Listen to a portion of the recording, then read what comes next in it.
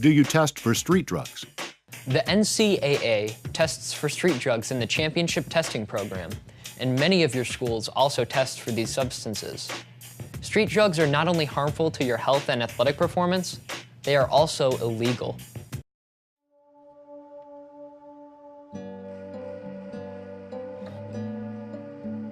Marijuana is a banned street drug, and there are NCAA penalties for the misuse of marijuana. The NCAA, they do not and have not addressed marijuana from a medicinal standpoint at this point in time. So Emerson would follow the protocol and the parameters that the NCAA would set regarding this issue. Where medical marijuana comes in, you know, my role is twofold on this staff. One, I come from a medical standpoint so I can see its medical uses, but I am also on the administrative staff. So we need to adhere to the NCAA bylaws. Is there a way to enforce this correctly? Like we enforce taking either Adderall or Ritalin or anything prescribed from a doctor that is now, even the steroids, you know, any kind of steroid. You know, we've had plenty of guys, even this season, who were on some kind of steroid because it was prescribed to help you get healthy or be healthy. And those are things that are totally accepted from the NCAA. So yeah, if you get a doctor to prescribe you marijuana as a painkiller, I feel like that'd be something we should revisit. As the greater percentage of the nation starts to allow it, the NCAA is gonna have to match it. Because right now they can say, hey, listen, you know, we're not there yet, not everybody's allowing it, so we don't have to worry about it, it's still illegal. If it ever becomes legal federally, then yeah, the NCAA is gonna absolutely have to change their policy. We do not drug test year-round or randomly here at Emerson. It is not required in Division III. It is required in Division II and Division I.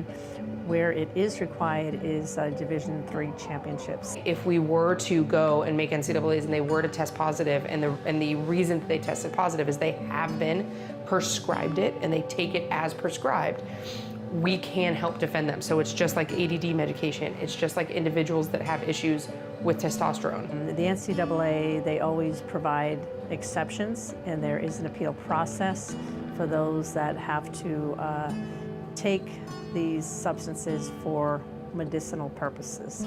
You can always appeal the NCAA, always. So even if it's not on the exemptions list, you can still appeal. They might take one look at it and say, pound sand, but you can always appeal. We can't appeal it if it's just saying, well, my doctor told me I could take it, it would make me feel better. It's complicated because it's not only being used for being a painkiller. It's being used to have fun, it's being used to have a good time, it's being used to relax.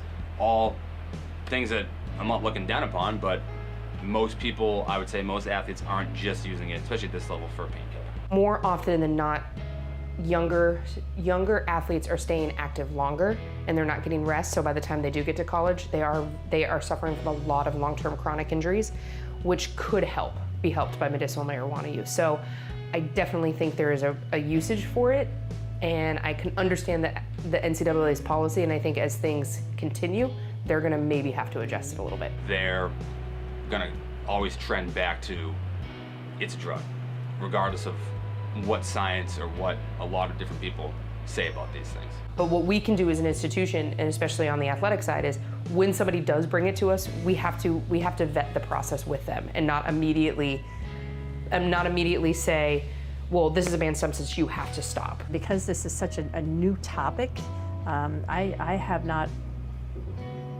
haven't heard much of it at all on the national level, on the regional level, even within our own conference. We have not had any conversation about it. As each individual situation comes up, we have to give it its due diligence and explore it and make sure that we have all the information, so when we do put our support behind that student athlete, it doesn't come back to bite us in the ass. Until you test the policies, it's never gonna change. We need to have a paper trail. You need to have diagnoses. You need to show other forms of medication that didn't work. And if we have all of that, we might get lucky. It's a double-edged sword from a coach's standpoint, because you want the best for your players. You want them to have a good time. You want them to enjoy themselves. You want them to experience college for what it is, but you want them to represent your program the right way, and you want them to perform at the highest level physically possible. And you know, this is one of those things where it's a totally blurred gray line. With marijuana or hemp, the passive inhalation or ingestion excuses won't work. The NCAA cutoff level is high enough to rule out these excuses. And remember, Any product that contains THC, the active ingredient in marijuana, is banned.